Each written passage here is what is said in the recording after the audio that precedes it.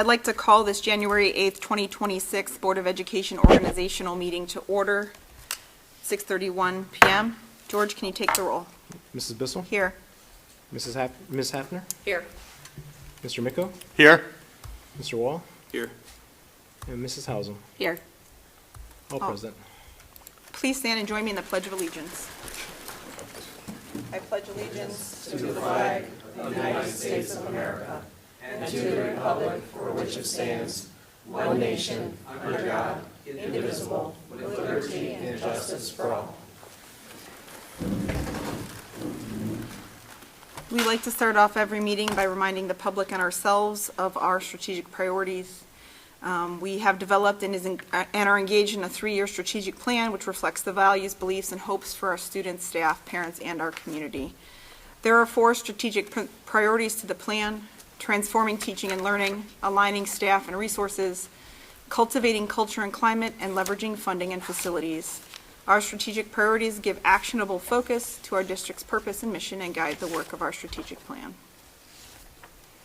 At this time, I will turn it over to George, who's going to administer some oaths of office. Thank you, Mrs. Bissell. So for this year, we have a special guest, the Honorable Mayor Persiak from the City of Strongsville, who's going to administer the oath of office. So what we'll do is, one at a time, we'll have first Ms. Hafner meet the mayor at the podium, who will administer the oath of office. So you guys can go ahead and head to the podium. Please join.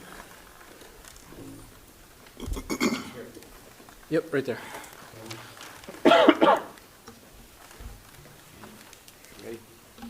Raise your right hand.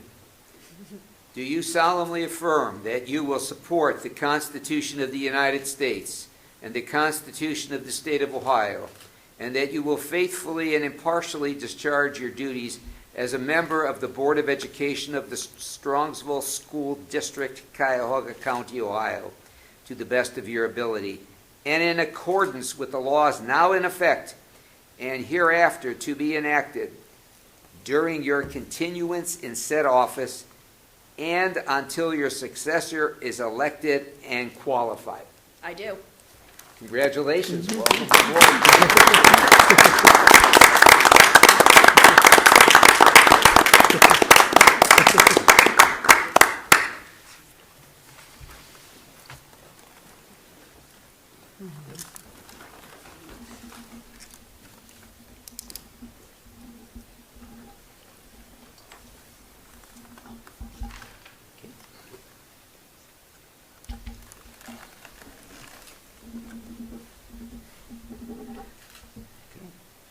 Thank you. Mr. Wall? Yeah. Your turn. Are you ready, sir? Yeah. Raise your right hand.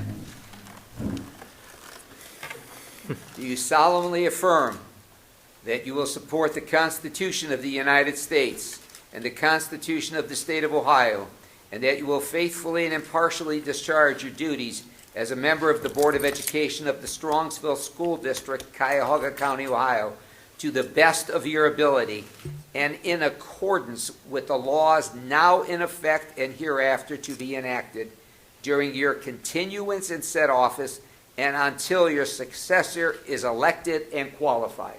I do. Congratulations. Welcome aboard. Thank you.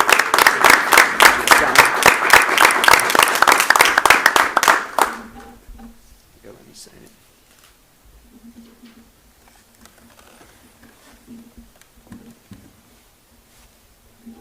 Okay.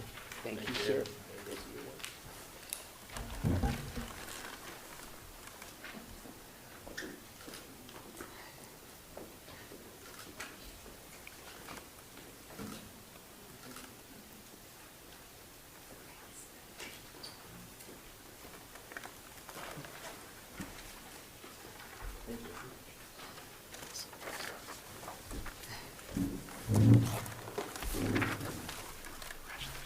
Congratulations to Eric and Megan. We're glad to have you on our team. And now that we have a full team sworn in, it's time to elect our leadership for this year.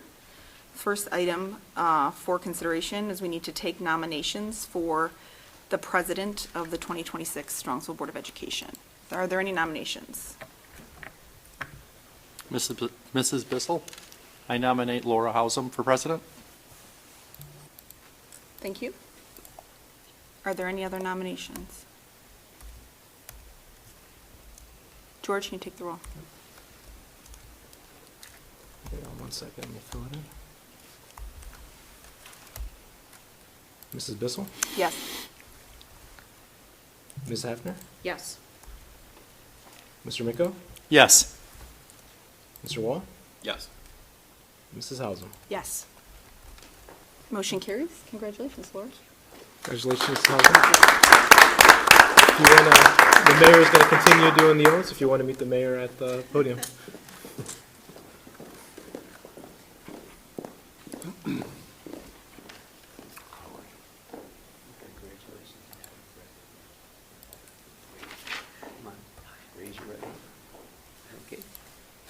Do you solemnly affirm that you will support the Constitution of the United States, the Constitution of the State of Ohio, and that you will faithfully and impartially discharge your duties as president of the Strongsville Board of Education to the best of your ability, and in accordance with the laws now in effect and hereafter to be enacted during your continuance in said office until your successor is chosen and qualified? I do. Welcome aboard again. Hold on. The official signing pen, right here, ma'am. God bless you.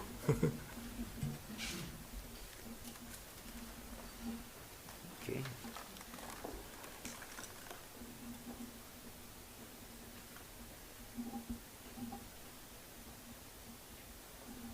Okay, thank you. Okay.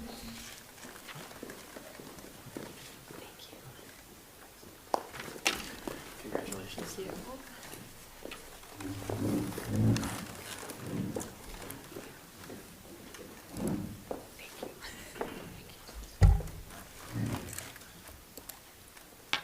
All right, thank you very much. I appreciate everybody's support, and I look forward to continuing all the work, the great work that we have to do in the coming year, 2026. Thank you. Next on the agenda, we need to elect a board vice president.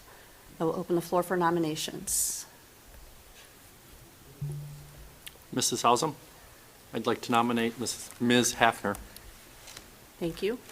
Any other nominations? Hearing none, George, can you take the roll? Mrs. Bissell? Yes. Ms. Hafner? Yes. Mr. Miko? Yes. Mr. Wall? Yes. Mrs. Hausum? Yes. We have a new board vice president. Congratulations, Megan. And Megan, congratulations. Just take the podium for the oath for the vice president. No, this is the first twice. Do you solemnly affirm that you will support the Constitution of the United States and the Constitution of the State of Ohio, and that you will faithfully and impartially discharge your duties as Vice President of the Strongsville Board of Education to the best of your ability, and in accordance with the laws now in effect and hereafter to be enacted during your continuance in said office and until your successor is chosen and qualified? I do. Welcome, Madam Vice President.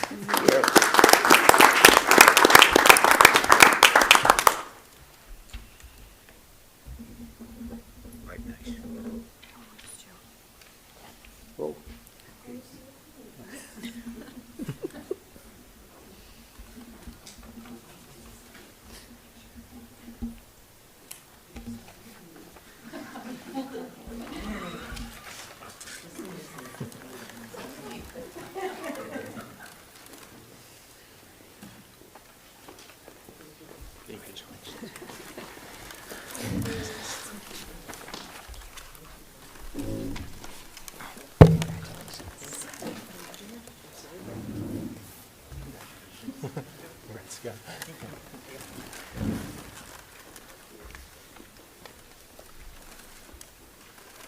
Congratulations, Megan.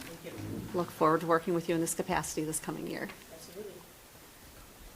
Next, public comment. We do have public comment, but Bonnie is going to wait till the second portion of our meeting. Next on the agenda is appointment of liaisons to committees for one-year terms. You'll notice that we have left these blank because of our two new board members. I wanted to give everybody an opportunity to ask questions and discuss and kind of weigh their options as to where they feel like their abilities would best be suited. First is City Council. Historically, this past year, Rich and I have served as committee chairs for this, liaisons. They meet monthly, the first and third Monday at, it says 8 p.m., but it's 7 p.m. Yeah, 7 p.m. at the City Council Chamber office. Who would like to start? If anyone has a dying need to be the representative or ask any questions? I'm open to being the representative for council. Okay. Did you want to continue as second, or do you? Sure. Okay, there you go.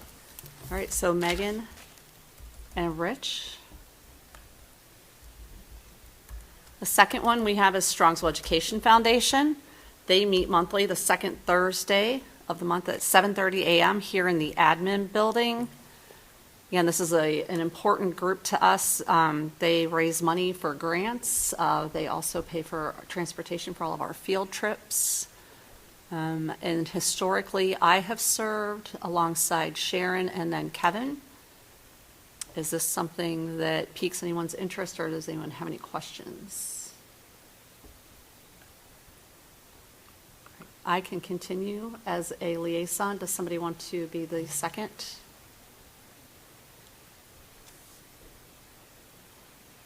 Okay. You'll do it? Okay, all right. Okay. Strongsville Council PTA, another very important group to us. They meet monthly, the first Thursday of the month, September through May at 9:30 a.m. here in this room. Michelle has historically been a liaison alongside Sharon, and I don't know who else has done it. I've done it in the past as well. Yeah, I know sometimes 9:30 is tough for those who work. You'll continue there, and I can be your second if you need backup. And when we put two names on these, it doesn't mean that you both have to attend everything. It's just we like to make sure that at least one of us is there. Ohio School Boards Association legislation. This is important, especially with all the changes coming out of Columbus. Rich has done a fantastic job of keeping us up to date on legislation alongside Michelle this past year. Does anyone have any questions? You don't have to attend a meeting. It's just some research and reading. I'm happy to research and read. Okay. Rich, do you want to be his second? I'm happy Or to do it. I'm Michelle, happy what do to you- share it with Michelle. Okay, it's up to you guys. All right, I'll put Michelle. Just looking at how things are falling out there. Okay. And then last is the Ohio School Boards Association Student Achievement. And I think I touched base with everyone. Forgive me if I haven't, but this would be, and historically, Sharon and Haley did this where they would have an kind of like an outstanding educator or a staff member from a building along with a student that they recognized. And I have to say, I was always a little bit jealous that they got to go into the buildings every month. So I thought it might be kind of a fun twist, interesting if we kind of took turns and two of us went. I know it might be tough, but with work schedules and stuff, but if we could figure out maybe, twice during the school year, if you could hit one of our schools to honor a staff, teacher, or student. Are we all open to doing that? Okay. All right, well, we can create a schedule together and all go and see the kids. All right, sounds good. Thank you. So Ms. Dawes, this is everyone? That's going to be everyone. We'll Okay. do a rotating schedule. And we'll create one, George, and we'll get it to you.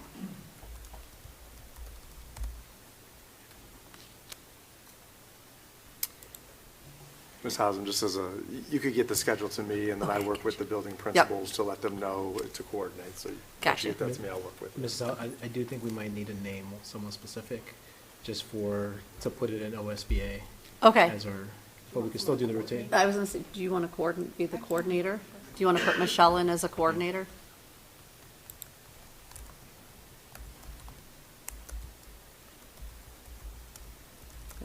I had like made some notes and kind of, I'll share with you. Yeah.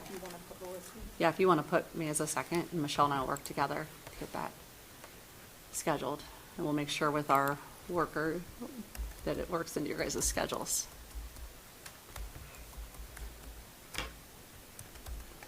And then Dr. Rebel will get that to you so that you can let building principals know. George, are we good to move on? Yes, ma'am.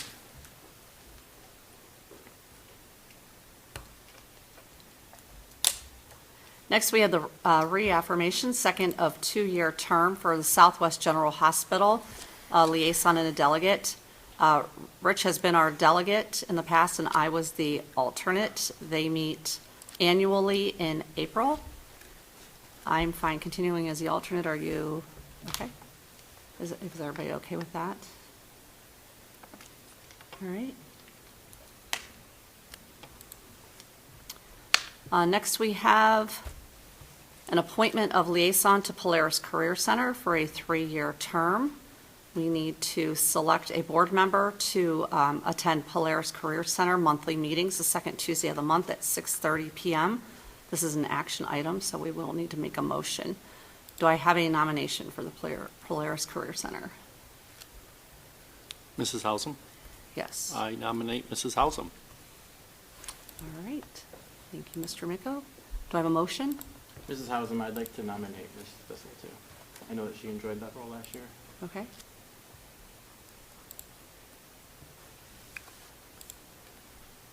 Hang on 1 second, so we'll do it, I'm gonna do it outside of board docs. So since there's multiple nominations, we'll go in order. So when I do the roll call, for just how we do the president and the vice president, when I do the roll call, just say yes or no, and then if the first has the majority, then we stop there, and then if no, then we'll move on to the second nomination. May I speak before we do that? Yeah. Thank you. I'm asking my fellow board members to reappoint me to serve Polaris Career Center for another term. I've done great work at Polaris over the last 5 years, but the job is not finished. I feel like it is important to the success of Polaris and the Strongsville students for me to serve another term on their board. In 2019, our student enrollment had dropped below 20% and was a hindrance to our district supporting the success of Polaris. Since then, we've had a 70% increase in enrollment, which is now at 34%. There is an amazing team, Cameron, Jenny, Bill Wingler, Dan Faust, and many others, plus the administration at Polaris behind that turnaround. I'm proud to have served as an important role in the positive momentum we've created. The Polaris board consists of 6 different school districts, which inherently creates a lot of turnover. Consistency within the Polaris board benefits the Polaris administration. To that end, I have been able to serve as the vice president for 2 years and then have been the president for 2 years. In that time, there has been significant positive changes that I have been integral in leading. Many of those are still in process. As president, I led Polaris through its first superintendent search in more than 18 years. It has been my honor to spend 1 calendar year working with the new superintendent, Diane Zander. We interviewed and hired a construction firm for the ERA edition, which is the engineering, robotics, and automation. That work is scheduled to be completed in the spring of 2026. I revised the superintendent and treasurer evaluation processes to support 2 different superintendents. We are currently working through Diane's process for the first time. I am in the middle of supporting a top-to-bottom review and update of policies. Because of all the excellent work I've done and the work that remains to be done, the Polaris team, including the superintendent and treasurer and board members, have expressly asked me if I could return. We risk disrupting the positive progress being made by unnecessarily switching appointees at this time. Now, you might be asking why I'm saying all this, and there's a simple answer. To this point, the only argument I've heard from any of my colleagues for Laura's appointment is a promise that was made to Laura over 5 years ago that she would get her turn. That rationale troubles me deeply. It completely disregards the current circumstances of both Strongsville City Schools and Polaris Career Center, which include a new superintendent and many unfinished projects. Further, it asks our 2 new board members to honor the promise one person made instead of their commitment to the students of Strongsville. I firmly believe we are all here because we want to serve the students of our district, not for personal gain or opportunity. I'm imploring my fellow board members to base your decisions not on a personal promise made years ago, but on what you believe best serves the students of Strongsville and Polaris Career Center today. Thank you.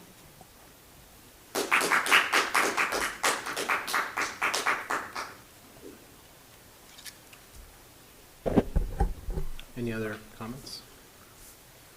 All right, hearing none. So just kind of repeat the process.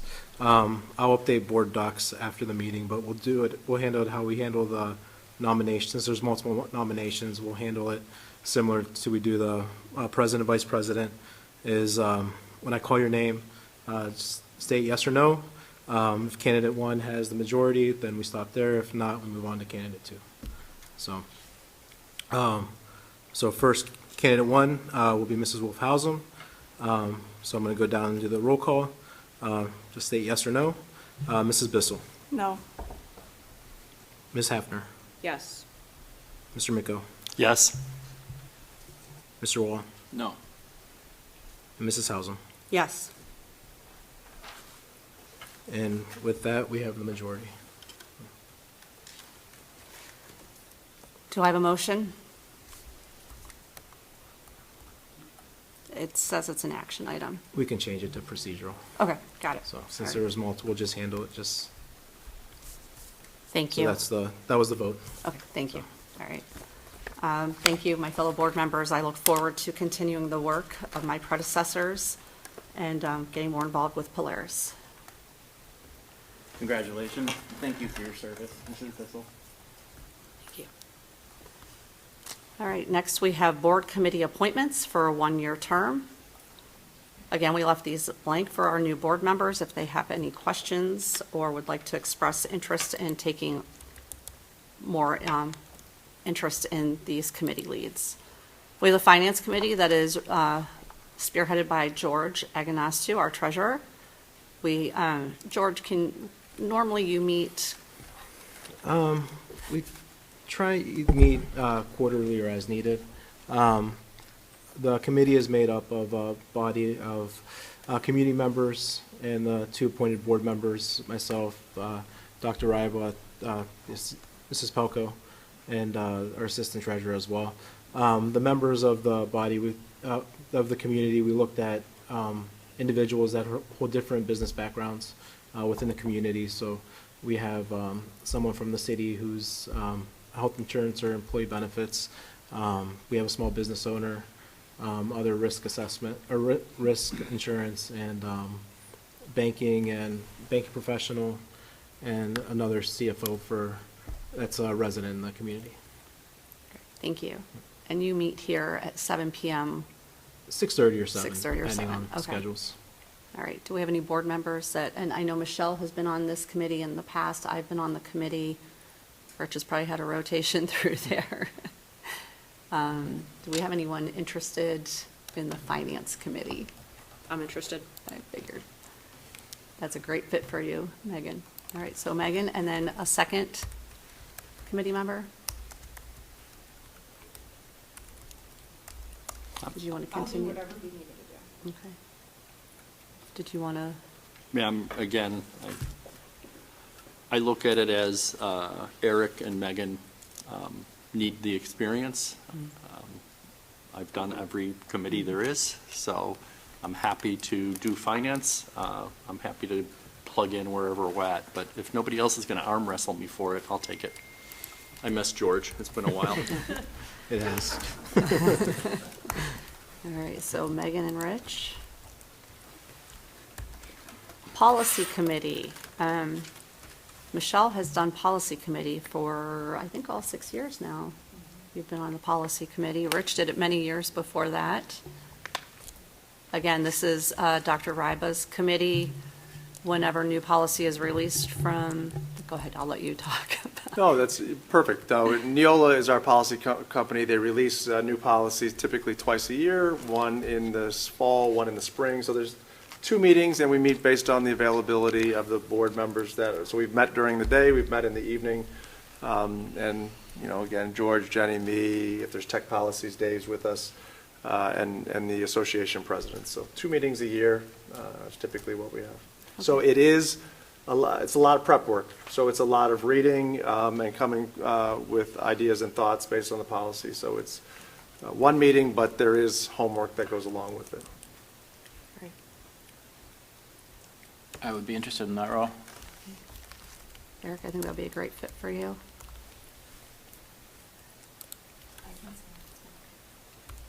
All right, Eric and Michelle for Policy Committee. Facilities Committee. This is spearheaded by Mr. Breckner, our Facilities Director, or Operations Manager, thank you. We meet every other month or every 3 months. I have a feeling things might get a little bit busier as we move forward with our bond project. Rich and I have both been on the committee at least for the past year, if not 2 years. Again, meets in the evening, usually 6:30, 7 o'clock. Anyone interested in being on the Facilities Committee? I don't mind continuing on that. Okay, Michelle and I. And if you want to tag, you and I can tag team in and out. Okay. All right. Last is our Business Advisory Council Committee, and I'm going to let Dr. Ryba talk about that one. Yeah, so it meets 3 times a year, fall meeting, a winter meeting, and a later winter meeting. And so 7:30 a.m. to 9 a.m. here in this room. It's school staff. It's a group of about 30, 35 people of business partners and school staff, and they help provide guidance and direction on the career pathways that we have and support our career-based education programs here in the district. Great. And in the past, It's Haley? Haley for a long time, and then it was Haley and Sharon, and then Kevin. Okay, all right. So it is an in-person meeting, so it would be somebody that would be available 3 Fridays. Typically, there's a September, November, and a February. Okay. I'm interested. Okay. Megan? I'm interested as well. Great. Okay. Laura, I have a question about some of the other committees. While our names aren't assigned to them, are we allowed to attend and just be silent observers to those so that we can hear what happens? Or is that something, no, don't do that? I'm going to let George speak to that. With the sunshine laws, once we have a majority there, it should be considered a board meeting. Okay. It kind of gets dicey, especially when we have the conversations. Okay. But I'm assuming we have readouts. And, Yes. And so we're still engaged even if at a distance. Yes, so Yeah, the there's second minute- meeting of the there- month. There's still public meetings, and there's minutes taken at these meetings. Awesome. Thank you. And at the second meeting of the month, you'll come back and report out at the board meeting as to what happened at your committee. Awesome. All right. Thank you. Okay. Next on our agenda, establishment of the 2026 Board of Education meeting dates. We've all had time to go through the dates. The only thing I wanted to point out that Eric pointed out to me today was that one of our March meetings happens during spring break. I did not catch that. I know Eric said he'll be out of town. All the times you look at this. I know, miss that I one. know. I was like, oh, that was a good catch. What is spring break? Eric, do you know off the top of your head since you looked at it? Oh, it's the April meeting. April, I'm sorry. Yeah, it's the April, it would be the April 9th if that's on there. Yeah, April 9th is spring break. Do we want to go ahead and change that now to get it off of spring break? Because I know you guys like to travel as well. we can do April 2nd since there's, I mean, that would be back-to-back. April 16th? April 1st.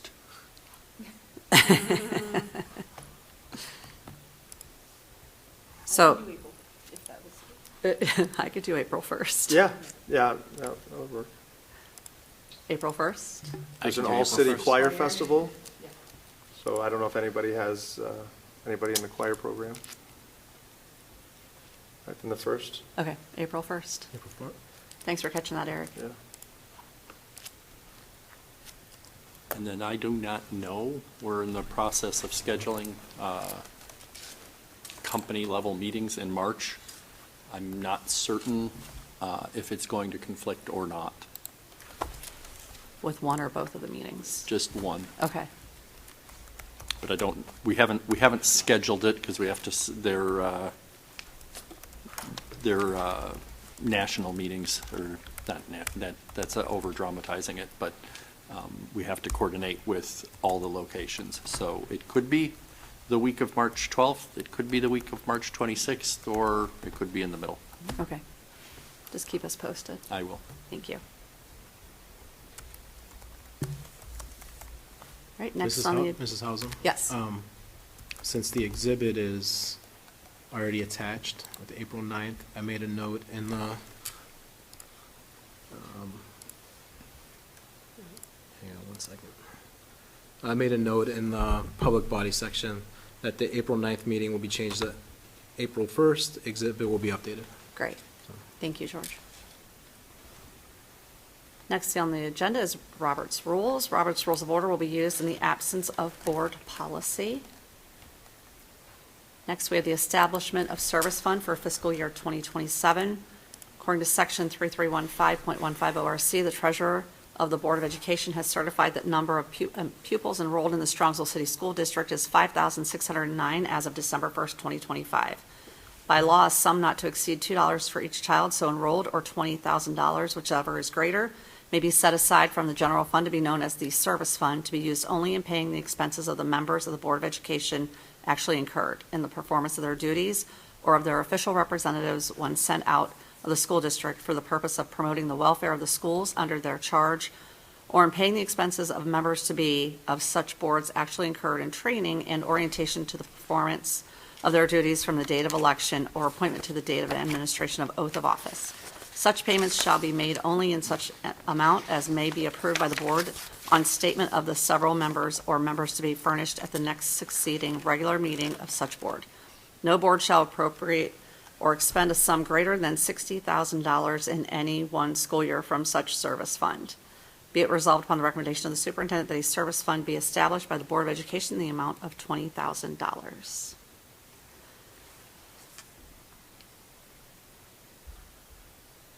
Next, we have recommendation by superintendent authorizing the treasurer to reinvest available funds for 2026 in accordance with board policy and established administrative procedures. Results of such investments will be reported in monthly financial reports throughout the year.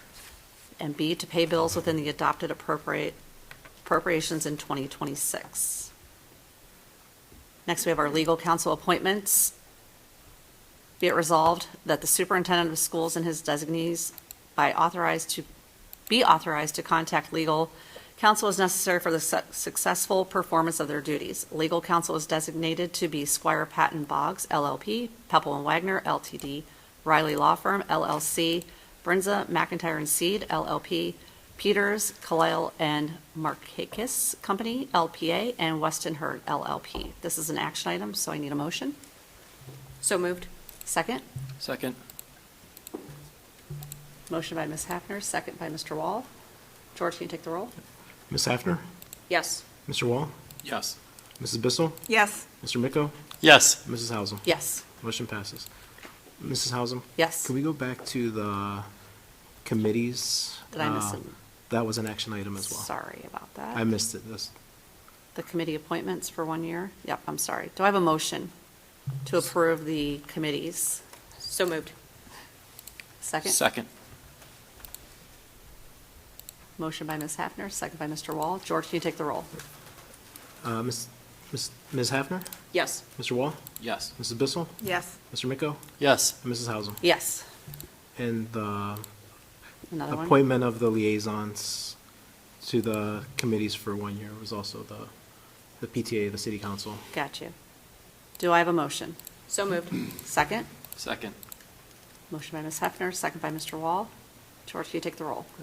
Ms. Hafner? Yes. Mr. Wall? Yes. Mrs. Bissell? Yes. Mr. Miko? Yes. Mrs. Hausum? Yes. Motion carries. That takes us to Board of Education meeting minutes. Provided that the Board of Education members receive the minutes of previous meetings at least 5 or more days in advance of a meeting, authorization is given for the board to waive reading of the minutes at that meeting. Resolution requesting notification, be it resolved upon the recommendation of the superintendent to approve the resolution requesting that the Board of Education be notified by the tax commissioner of any application for exemption from taxation for any property located within the district. The resolution is pursuant to Ohio Revised Code 5715.27. Next on the agenda, tax budget for fiscal year 2027. Be it resolved upon the recommendation of the treasurer that the tax budget for fiscal year 2027 be adopted, and that is attached to the agenda. Any questions for George? Okay. Do you want me to go over it, or?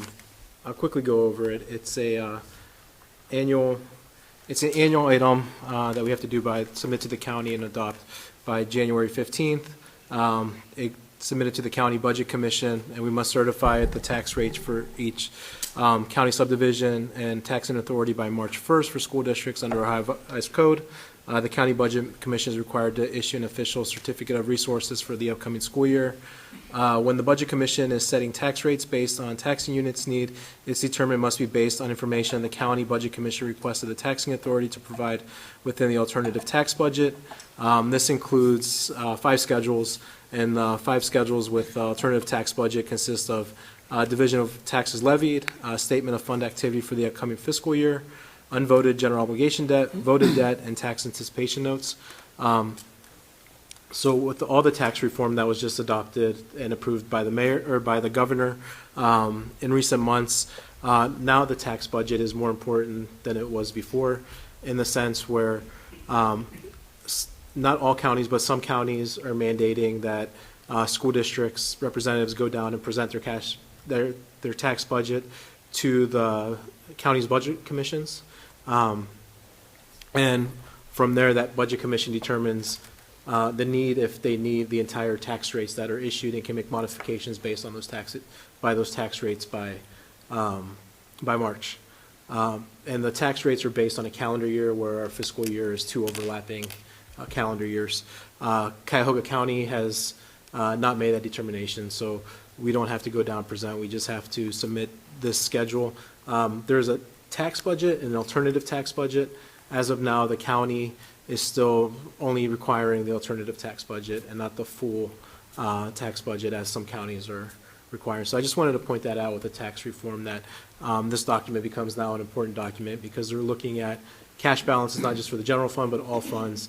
And they're looking at, well, do you need the tax rates that you have? And they could adjust, with this new legislation, they could adjust the tax rates based on their determinations. So just wanted to kind of quickly go over that. And what the alternative tax budget is, for us, this is on Schedule 1. This is a listing of all of our levies that the school district currently has within the general fund. There were several with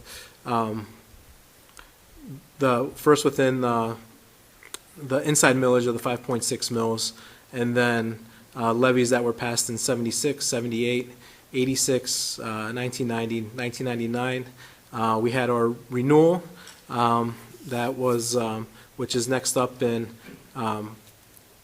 tax year or collection year 2027.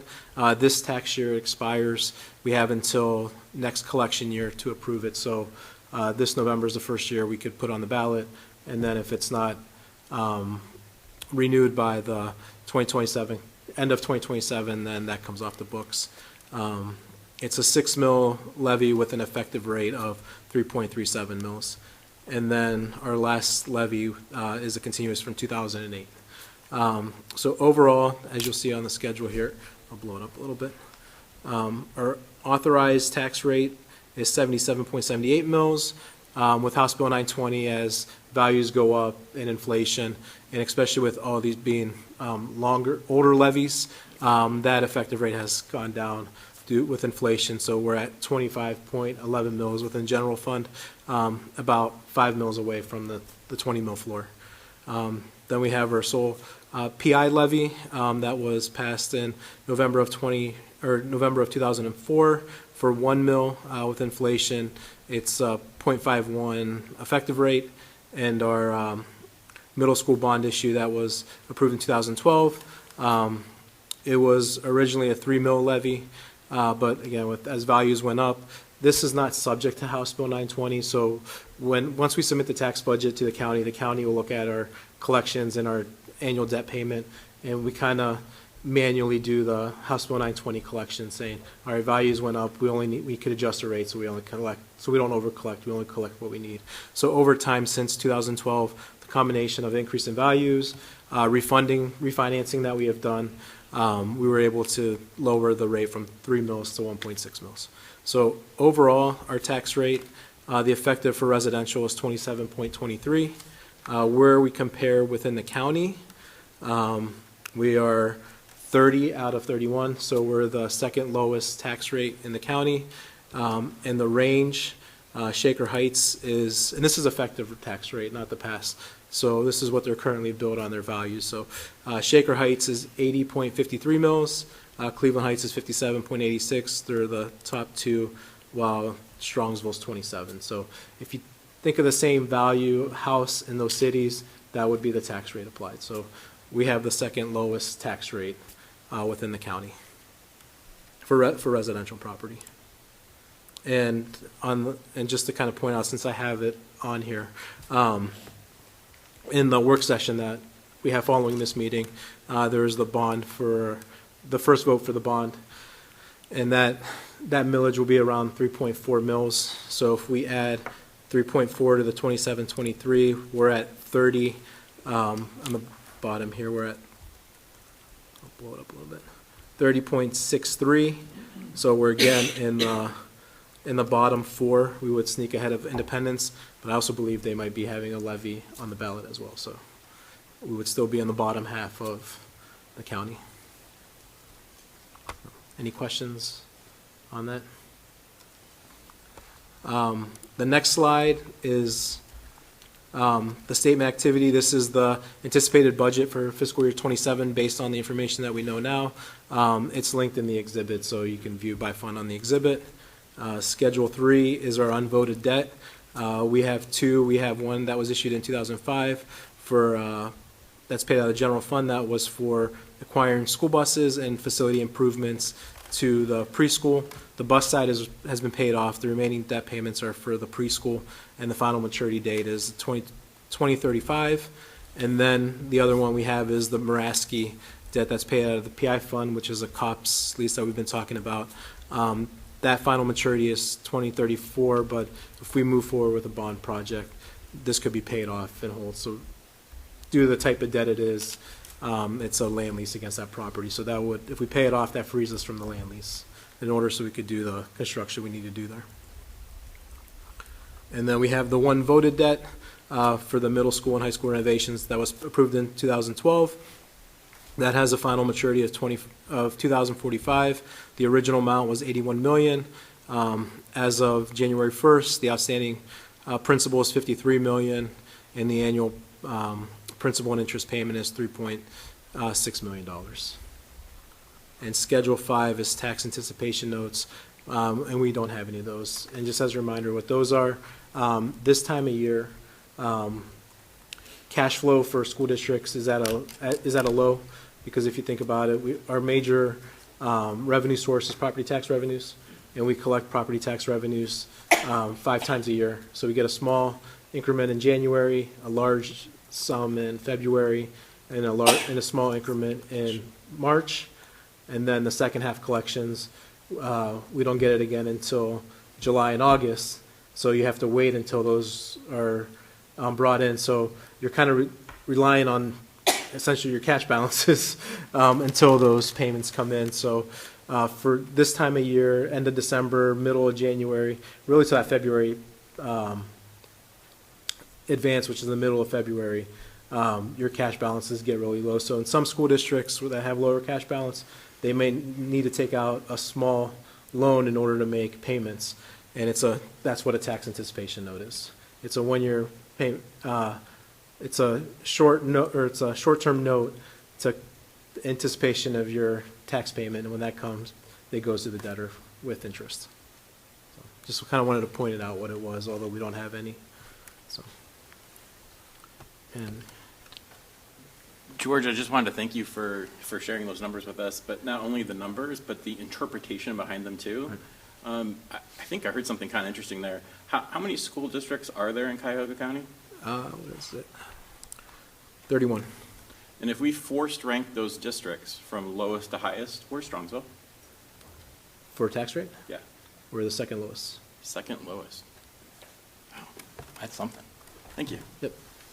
It is, we need to share that slide everywhere. Right. All Any right, other and that questions concludes for the tax George? budget if there's no other questions. Thank you, George. Yep. Next on the agenda is our investments. Be it resolved upon the recommendation of the treasurer that the board authorizes the treasurer to invest up to a maximum of 40% of the district's interim funds in commercial paper notes in accordance with board policy 6144-investments. District credit card limits. Be it resolved upon the recommendation of the treasurer that per board policy 6423, the annual credit card limits per card holder and/or account be approved as listed in the exhibit. The exhibit is attached. Does anyone have any questions? Is that pretty normative for districts? What's that? I didn't hear the question. Our debt limits, are we within the norms? Yeah. Yeah. Travel payment and reimbursement, be it resolved upon the recommendation of the treasurer that payment and reimbursement rates per diem meals, lodging, and mileage be approved as listed in the exhibit. Mileage rates shall not exceed the federal IRS prescribed mileage rate. And again, that is attached.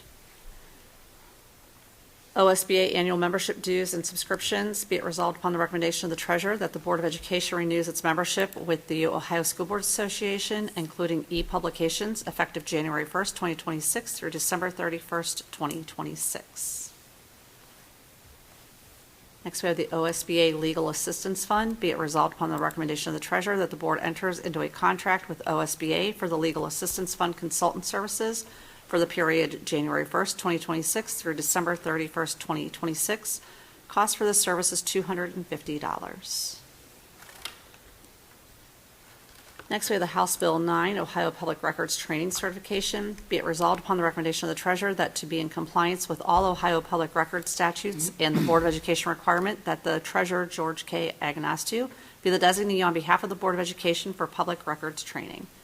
And thank you, George, for doing that. Yeah, and can I just add a statement too, Yes. since we have two new board members? So what Yes. this is once during your four-year term, and this goes with returning board members, is once during your new four-year term, you're required to do a public records training, the Sunshine Laws training.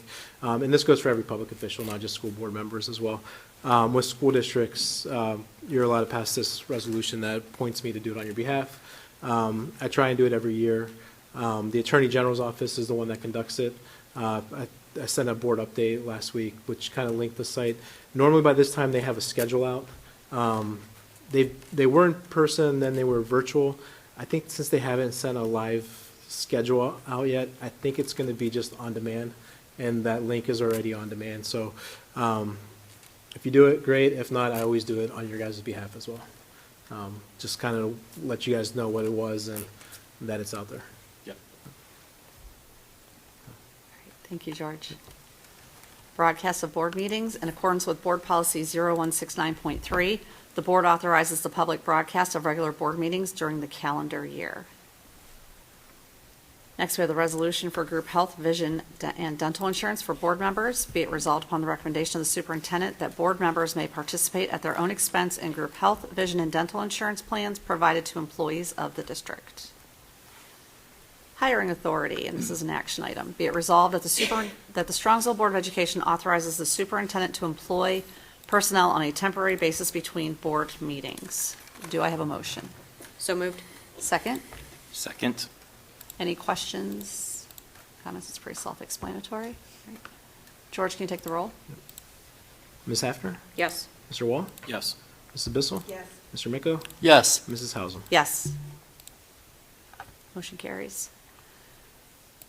Next, we have the consent calendar. Motion to adopt the consent calendar for the organizational portion of the meeting. Do I have a motion?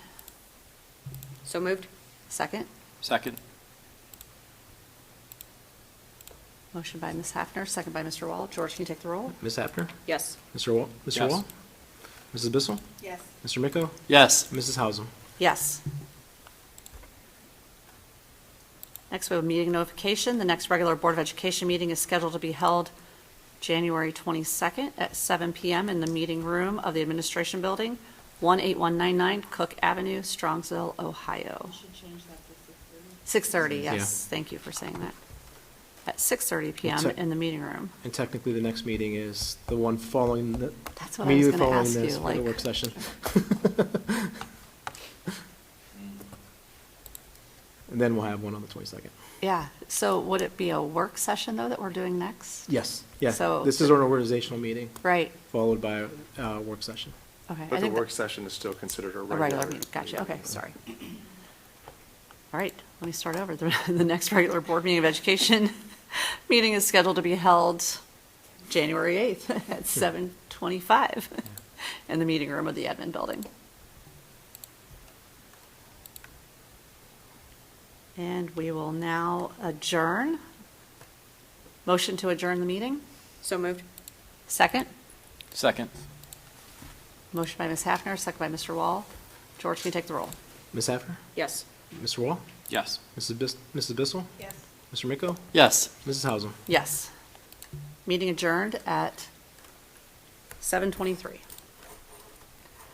All right, we will now move into the second half of our evening. Hang on one second. Okay. Mrs. Hausum? What time did we officially adjourn? 7:23? 7:23.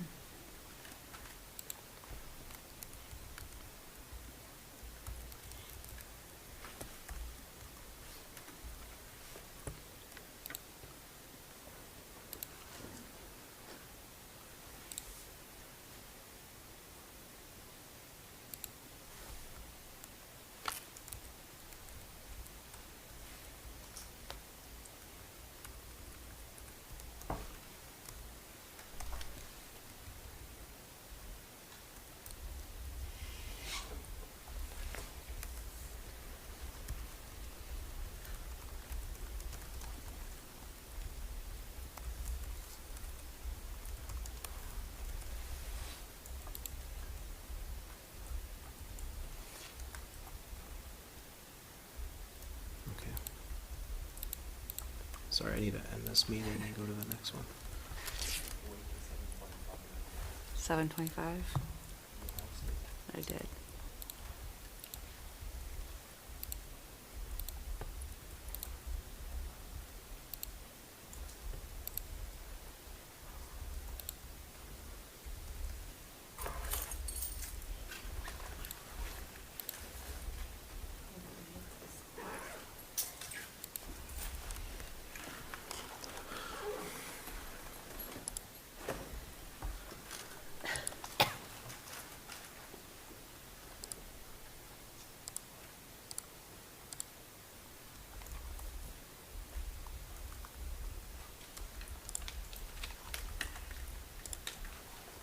Okay, I'm ready. All right. We are moving on to the next portion of our meeting. I'd like to call this January 8th, 2026 Board of Education work session to order. George, can you take the roll?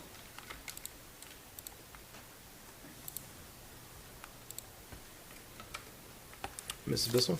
Here. Ms. Hafner? Here. Mr. Miko? Here? Mr. Wall? Here. And Mrs. Hausum? Here. All present. All right. Now we will move on to public comment. We do have one slip tonight.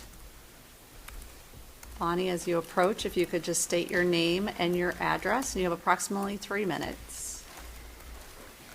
My name is Bonnie Tennis, 9407 Brushwood Lane. I apologize for using, instead of Board of Education members, administration in my comments, but I only have 3 minutes, so I'll present this. I wanted to support this bond levy from the beginning because I would like to see new schools in our city. I also wanted to see new administration offices, which we're not going to have. The only thing I had objections to was the field house. So when I saw this year in September, the field house being gone from the list, I was glad because I thought that without that one big item, it should be easier to pass this bond levy and better days are coming to Strongsville students. The days of being educated, instead of being educated in trailers, is going to end that for us. And the residents finally, they will come when we will see new schools being built. On September 14 of 25, at the Board of Education meeting, we were presented with the bond levy cost sheet. There were some changes from 2023, but most of them, to me, looked like changes related to inflation that did not raise any questions until late November when administration offices were dropped off from Muraski Reno item, and the rest of the numbers started to increase almost on every line. I had few questions about those costs, but I did not even have a chance to ask this Board of Education. And administration did everything in the last minute. Since September until December, there were not final cost adjustments, just discussions related to this bond project, but not much about the numbers. And then everything happened during those 2 last December meetings. Changed, stamped, and approved. Now the only thing for us, the residents, to do is to vote on it and no question asked. Even if you think your numbers are right and justified, you should still give residents a chance at one of those 2 meetings to ask questions, not via email, but in person. You should display all the information related to this project with details for the residents to see and allow residents to ask questions and get the answers right here or right somewhere else, wherever the meeting would be. And after those meetings, you would have additional information, and based on that information, you could either leave it or adjust the numbers. Here is the thing.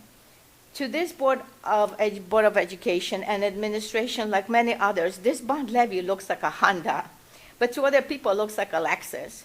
So it's in your best interest, the board interest, to prove that it is a Honda and not a Lexus to have a better chance to pass this levy. Honda is as good as Lexus. It will get us anywhere. I mean, it will get you anywhere you like the Lexus will. It's like 2,400 square foot home. It's good for a family of 4, but some might think it's not. It's just all perception.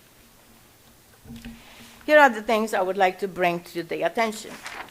In 2023, turf, Strongsville High School baseball softball field cost was $1.3 million. In 2026, this cost increased to $2.9 million.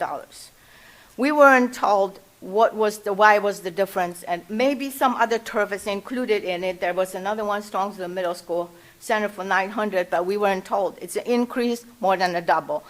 I would like to know as a resident, not because I'm against it, but I would like to know where that number came from. Next is the new renovated preschool Muraski side. Total cost for Muraski Reno is now over $12 million without the administration offices, and I really wanted to see the administration offices. So if you take that to over $12 million and divide it for 447, the GPD per square cost, it comes to 27.5 square feet. Current preschool is only 13,300. Muraski without the gym and corridors is 12,341. If you take that, this money, it would build us a school, it would build us preschool that is double the size of the current and double the addition of the Muraski. Now, if this is a reno, why is it costing more than a renovation? So, renovation costs more than the new building. Why? So, I'm sorry, I'm a little bit nervous about this. Unless this district is saying that it's renovating, but it's actually building a new preschool like the original plan was, but saying to residents that it's a reno. Based on OFCC classroom requirements, I calculated after even adding 7 new classrooms and 3 other smaller rooms, fixing the roof, and demolishing, it still would be $5 million from this rental amount. Muraski overestimated the cost $5 million with the $450,000 per elementary that was allocated for the turf for elementaries. For that money, we could have new offices without increasing any cost to this bond levy.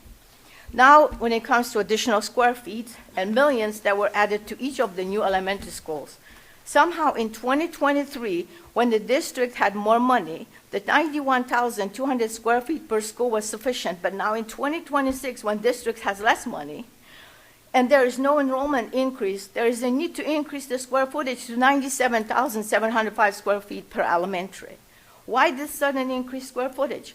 On average, 6,500 square feet was added to each of the new elementary school. That is total of 19,000 square feet, which in dollars is over $8 million, $8.7 million. One could say it's only $6 increase for the bond, but it's still $8.7 million for $100,000 home. Average home in Strongsville is $360,000, so that would add up with those 18,000 homes to $388,900 a year. That would be a big plus if we would apply that for the senior citizens to have a little discount after this bond levy. Another thing is the square footage is North Olmsted is building a new elementary school, 183,000 square feet for 1,700 students. Based on the OFCC worksheet, the square footage would be 178, and they're using 183,000 square feet to build that building. That's only 2.5% over the OFCC recommendations. Now, in our case, it's over 20-some%. Now, why are we using all that? Can we be more efficient? Can we build something a little bit more costly, and the bond levy will pass? Because right now, this is the second time that we will go for the bond levy, and it's not going to pass because we're adding things to it. Instead of doing what's important, it's like I said, for some people, it's a Honda, and for others, it's a Lexus. And we have to, With this now, another thing I didn't understand at the last meeting. Why was it called Strongsville City Schools Elementary Facilities Task Force Meeting Orange Plan Considerations? I came here and I made a comment and I said, I'm making consideration for the orange plan.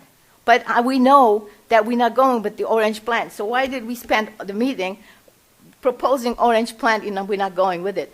Was it only because to show us that orange plan would cost less, but the buildings would not fit on those lots like Allen and Albion's? Actually, it would fit if we would remove the track on Albion. It would fit nicely and it wouldn't have to be 3-story. So that's the thing. What I would like to see, and I didn't see, the final numbers being presented to people, and after that, having people commenting on it and saying, what do they see from the other side? Because to you it's a Honda, and to many people it's a Lexus. So thank you for your time. Thank you, Bonnie.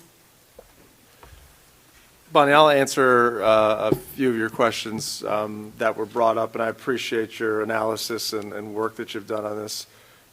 In terms, I'll start with the percentage over from the OFCC standards. And as you said with North Olmsted, we talked to our architects actually about this today. Almost every project that GPD does, there's an overage of the OFCC standard. You shared, whatever percent it was for North Olmsted. Ours officially is 18.1%. So OFCC says, here's bare minimum what you have to build to fit 708 students. In Bonnie's example, our example, and you go through what's called a program of requirements where you take a look at what are the programmatic needs that you have. And so it doesn't mean, I love the analogy of the Honda versus the Lexus, but it doesn't necessarily equate that if you go over the OFCC standards that you're moving to the Lexus and away from the Honda. It's saying for what programmatic services our community expects and has come to appreciate from our school district, how does that fit? So I'll give you some concrete examples. As you take a look at the OFCC standards, they say here is your average square footage per room. I believe the bare minimum that they support is 850 square feet. I may be a little off, but let's just say for the sake of this argument it is. OFCC says, hey, 850 you have to be an OFCC project. 910 is kind of a good size classroom, and 950 is considered a more roomy size classroom. We went with the 910. So we went with the middle of the road option to say, hey, we want to give some collaboration space. We want to give some ability for kids to move around rather than just being sitting in desks and rows and more of a confined space. So you take that and you move that across 5 classrooms per grade level. So that's 30 classrooms times 3 buildings. That adds some square footage to it. The other part of it is OFCC says for a 700 student building, you only need 1 art room and 1 music room. That does not work. We would start with art on the cart and music on the cart and no place for band and orchestra. So we took a look at that and said we need 2 art rooms and we need 2 music rooms. That's not a part of the OFCC standards. The other part that is a piece of it is services and supports for students with special education needs. So as you take a look at our vision is for the new buildings that students will go to school where their home school is and not have to go to a school based on where those services are provided. So that causes increased space of sensory rooms, of therapy rooms, of rooms that are necessary to service students with moderate to intensive needs. And that gets put in every building versus just maybe a couple buildings, and that adds square footage to the building. So yes, the square footage has gone up, pretty accurate to what Bonnie said, but those are some of the reasons why those square footage went up. One other question that Bonnie brought up, and I think it's a great question to talk about, is the transition from Muraski being a combined preschool administrative office building to a standalone preschool building. And we've talked about that publicly as to why those decisions were made. It was originally around $18 million in that ballpark for the combined building. And when we took a look at it as just doing the preschool, it is going to be a combination of renovation. So the 2005 addition, which is there, is going to be remain with some renovations there. But we do need to add classrooms. There is going to be new construction. So where the original building is, that would be south of the current addition. That would be where new classrooms would be constructed. The reason it doesn't work out apples to apples is preschool is highly regulated. You are licensed by a state agency that comes in and says certain things have to be made or have to be equipped in certain ways. And right now we use the Lund Road preschool, but we also have preschool classrooms at Chapman Elementary School. So we're actually combining 2 locations into one. And as we have this opportunity to take a look at items, we have to take a look at what is best serving our future moving forward. So when you take a look at our current preschool classrooms, they are 800 to 850 square foot classrooms. Again, don't quote me on this, but when you take a look at preschool classrooms that are recommended by the OFCC, you're in the 1,000-ish square foot classrooms. So again, I've been to Muraski a lot. I can visualize it. It may be a little more challenging, but as you go into Muraski, into the new addition, there are 3 classrooms right in a row, and then there's a classroom at the end. Those 3 classrooms could be just 3 preschool classrooms. But we've said if we are going to renovate and construct a new preschool, we want to construct a new preschool that is right sized and right fitted to what preschool classrooms should be, which means those 3 classrooms are actually going to become 2 classrooms to provide the space needed for our preschool students. And so that's why all of the math that has been shared and the square footage doesn't line up, because the preschool standards are different. It's not just moving our Lund Road preschool into that. So Bonnie, you and I can continue to talk and answer any further questions you have, but just those were a couple items that were brought up that I thought would be good for not only Bonnie and the board, but everybody to be aware of. Thank you. Dr. Ryba, that's a good explanation. I want to parrot what I heard back, one thing. That analogy with the Lexus and the Honda kind of sticks with me, and I'd like to pivot that a bit, because it sounds like the state is saying that minimum baselines, you could put 5 people in a Civic, and what I'm hearing is, optimally, we kind of want a CRV, but we're still in the land of Hondas. Is Correct. that Yes. fair? Absolutely. All right, thank you. Next on the agenda, approval of minutes, December 11th, 2025, regular board meeting. Motion to approve the minutes of the December 11th, 2025 regular board meeting. All audio recordings will be a permanent part of the minutes and are available upon request through the treasurer's office. Video recordings shall be maintained based on the availability of the selected digital online platform. Next, under Board of Education Other, we have a declaration of necessity of school improvement bonds. This is an action item. I will read the action. Be it resolved by the Board of Education of Strongsville City School District, counties of Cuyahoga and Lorain, Ohio, that declaration of necessity of school improvement bonds. This board finds, determines, and declares that it is necessary to issue general obligation bonds of the school district in the aggregate principal amount of $147,650,000 for the purpose of constructing, furnishing, equipping, renovating, rehabilitating, remodeling, adding to, and otherwise improving school district buildings and facilities, acquiring, clearing, equipping, and otherwise improving sites therefore, and demolishing existing buildings and facilities, and to levy a tax outside of the 10 mil limitation imposed by Section 2 of Article 12 of the Ohio Constitution to pay the debt charges on the bonds and any anticipatory securities, such tax being an additional tax. The maximum number of years over which the principal of the bonds may be paid is 36 years, and the bonds will be dated approximately August 1st, 2026, and will bear interest at a net average rate now estimated at 5% per year, payable semi-annually. This board currently anticipates that the tax for debt charges on the bonds and/or any such anticipatory securities will be first levied in tax year 2026 for first collection in 2027. The term of years of said tax shall be the number of years during which debt charges shall be payable on the bonds and any anticipatory securities, and said tax shall be levied on the entire territory of the school district subject to such taxation. Do I have a motion? So moved. Second? Second. All right. Any questions and/or comments?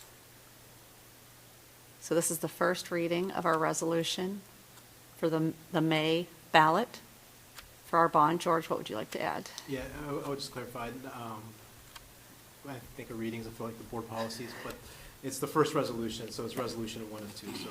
Yeah.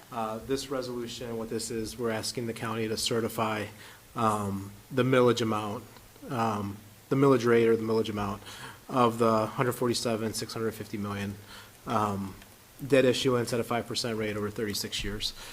So what this resolution does is give me the authority to request that certification from the county.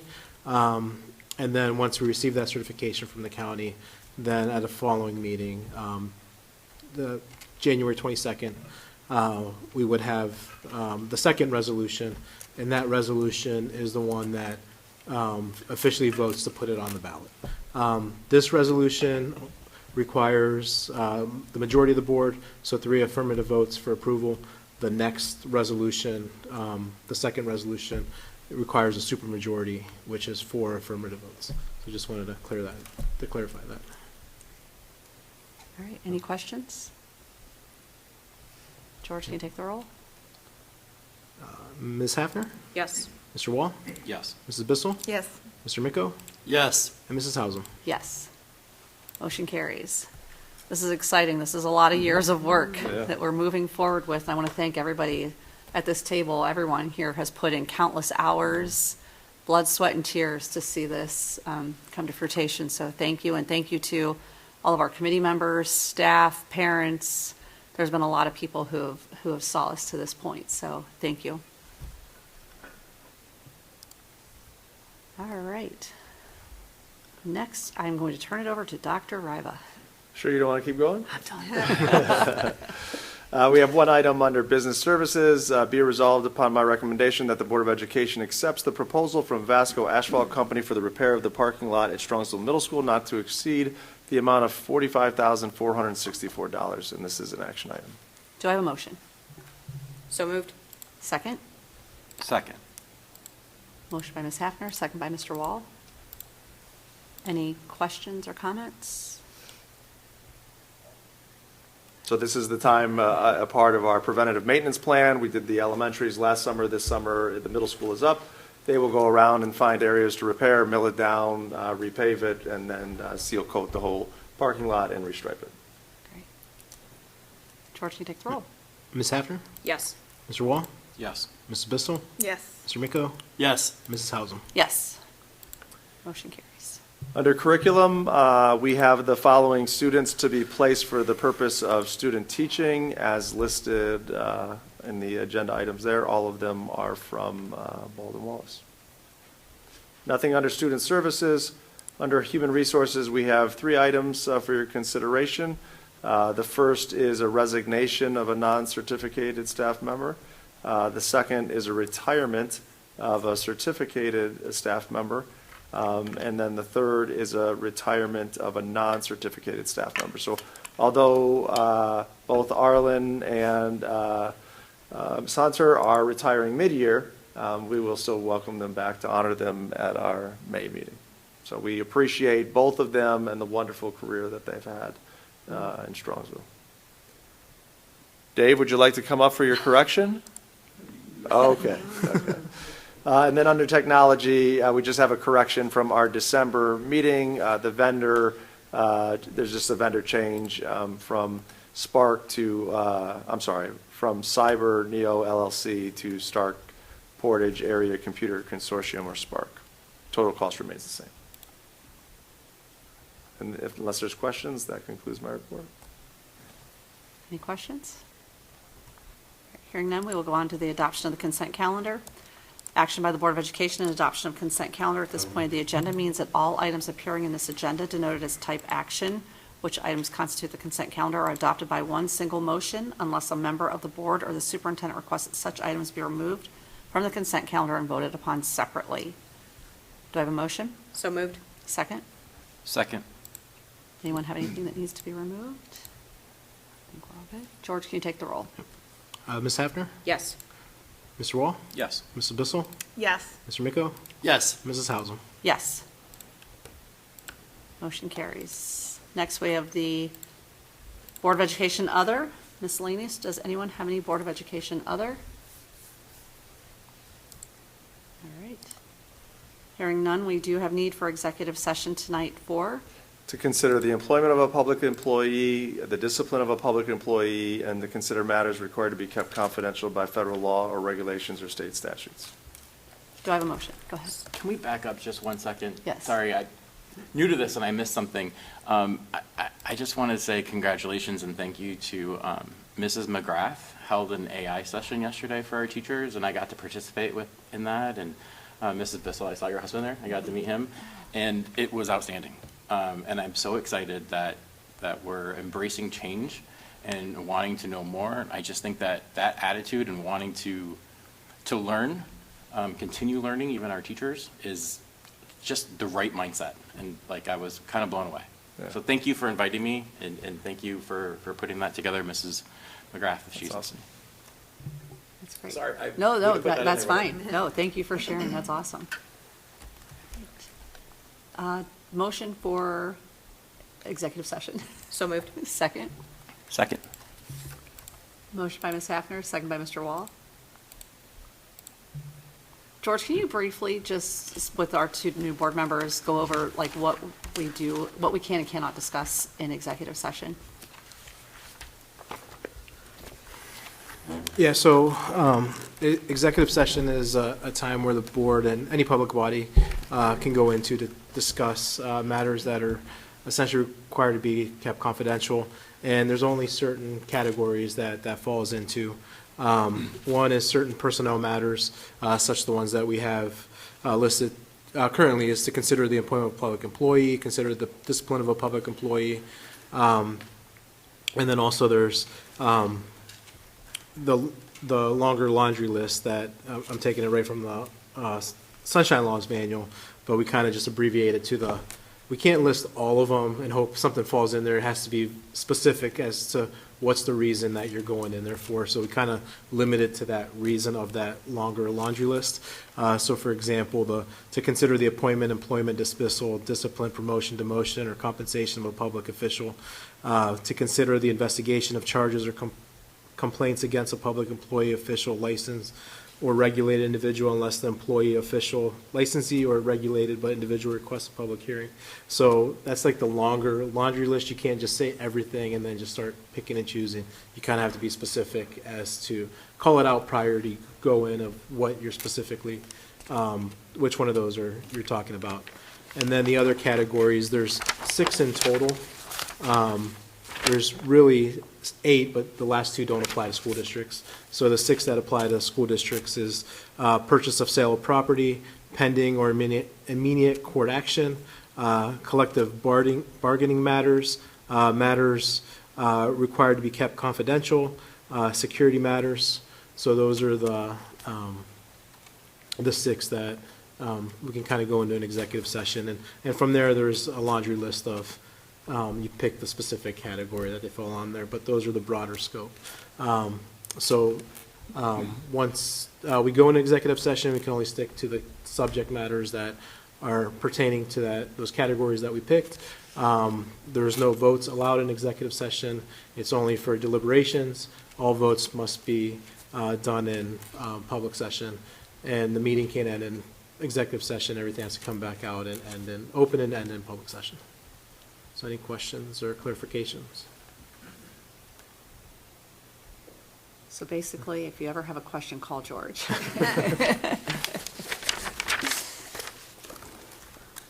George, can you take the roll? And I will say, Dr. Rab was Yes. also Yes. versed on those laws as well. So either one of us, but just wanted to, I'm not the only one. I believe George is the go-to. Yeah, I just want to say, he's a knowledge base as well. We kind of bounce ideas off each other. So, Ms. Hafner, Yes. Mr. Wall, Yes. Mrs. Bissell, Yes. Mr. Micko, Yes. and Mrs. Hausum. Yes. The new order is throwing me off. We will enter into executive session at approximately 8 p.m. We do not see reason to resume public session, so I want to wish everybody a happy new year and a good night.